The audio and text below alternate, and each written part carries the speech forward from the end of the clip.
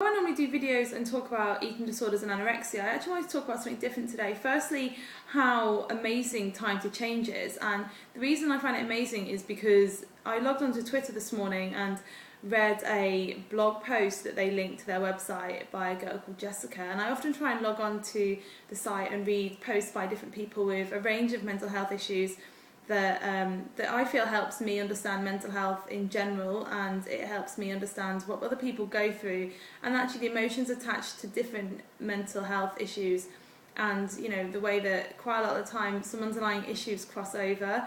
The underlying causes of eating disorders can be similar in such a variety of illnesses.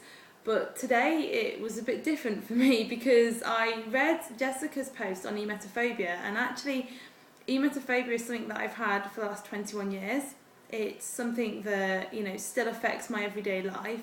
It's something that affects my eating disorder, it affects my recovery, and it is such a difficult phobia to live with and manage, and so many people do have this, and so many people get it brushed off by friends and family as the sick thing, or Sarah doesn't do sick, or oh God, don't go near Sarah, she doesn't like sick. And people used to laugh at me at school for it. People used to joke that they felt sick, or make jokes that they were going to be sick on me, which actually it is a so serious phobia, and it caused really bad panic attacks as a child for me. And and actually I missed out on so much because of emetophobia. School trips I missed out on, going out for meals with friends, going to the cinema. I was absolutely terrified of going to the cinema or the theatre, and the things I wouldn't do. It took me till I was 15 to go back to the theatre that I was actually sick in my hometown. But it affected going on holidays, it affected family days out.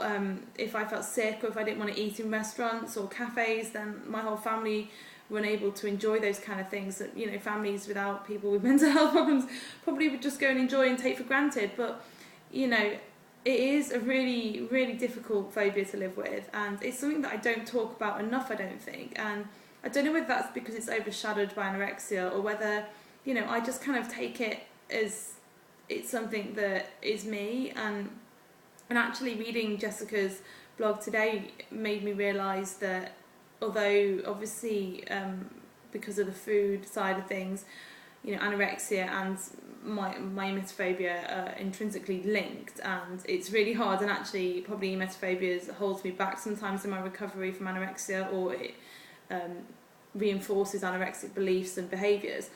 But reading Jessica's blog and experience of this made me realise how many people probably suffer with the panic attacks and the worry and the absolute dread of being sick, or being ill, or being around people that are sick, or even walking past sick on the street, or little things like that people probably don't even realise. I'm really scared of having children because I don't know how I'm going to cope when they're sick. But it's something that people don't talk about. I haven't met that many people in real life that have got this phobia.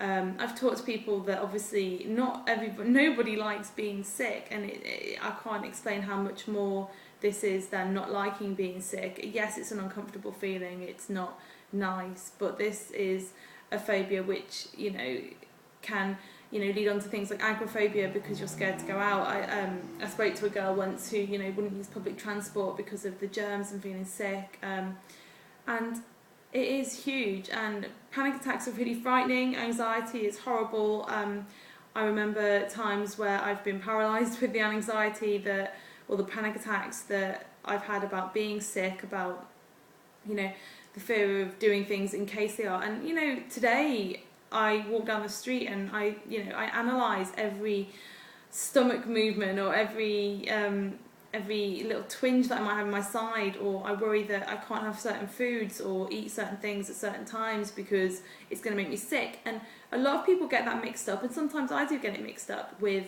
the anorexia and the rules, but there's lots of things that clash with anorexia and emetophobia, in that for me safe foods for emetophobia were things like toast and plain pasta and bowls of cereal and dry crackers. And a lot of the things that were safe for my phobia were actually really unsafe, untrusted foods by my eating disorder.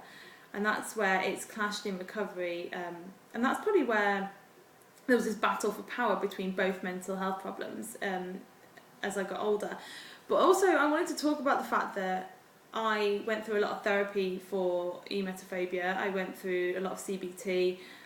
From the age of 7 I was under CAMS, and then in my teenage years I was back at the eating disorders unit that I'm at now, being treated for emetophobia, and kind of got discharged because it kind of covered up my anorexia as well. And then at university I had counselling because I never used to drink alcohol, which a lot of people used to tease me about. I never used to go on rides or go out for meals, or I'd want to control where we ate, and those trusted places that I knew didn't make me sick, and I'd only go to those places, which obviously affected my life in terms of going out with boyfriends or friends. And it was that need for control, because I wanted to control in any way I could the fact that I would be sick, or so I shouldn't be sick. And it's things like not many people will be able to name all the times they've been sick in their whole entire life, and list the dates and the times probably, but I still can, and that still goes around my head. In moments where I'm feeling alone or down, then I do think about that a lot. But I think it is a really, really tough illness to live with. It is a serious mental health problem. It really can affect somebody's way of living, what they can do on a day-to-day basis, and it's something that, like I said, I forget to talk about and I forget to share. And I don't know if it's because I don't want to, or because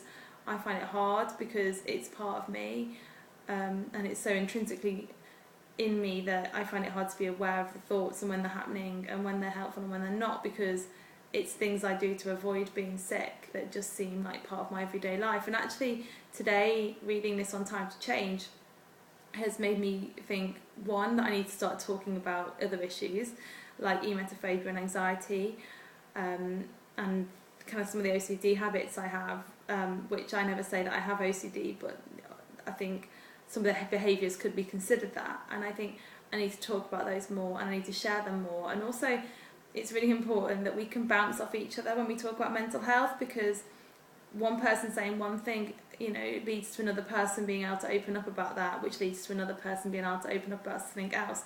And that's why I'm going to talk about other problems more, and B, why Time to Change is brilliant, because it's enabled me to do this video today. And I hope that other people with emetophobia, whether they have an eating disorder alongside that or not, can talk about it, because it is a seriously hard thing to live with, and it's really hard to manage, but it can be managed, and you can stop it in its tracks, and you can still do the things that you want to do.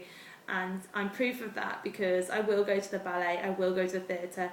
I've gone back to the theatre where I was sick. I have, faced foods that I used to be terrified of, and I've gone to university. I drink, I try not to worry, I try to manage the anxiety if I've eaten something and I panic, or if I get a stomach ache.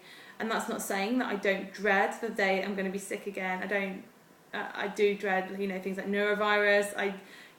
Someone being sick next to me still terrifies me, but it's something that you can control, and that, and I commented on Jessica's blog earlier on Time to Change, that it's something you can live with, and you truly can live. And as long as you find those coping strategies that work for you, then this won't stop you doing what you want to do. And what you need to do is talk to as many people as you can, and maybe you're going to help somebody else, because actually Jessica helped me today. So thank you, and everybody keep talking.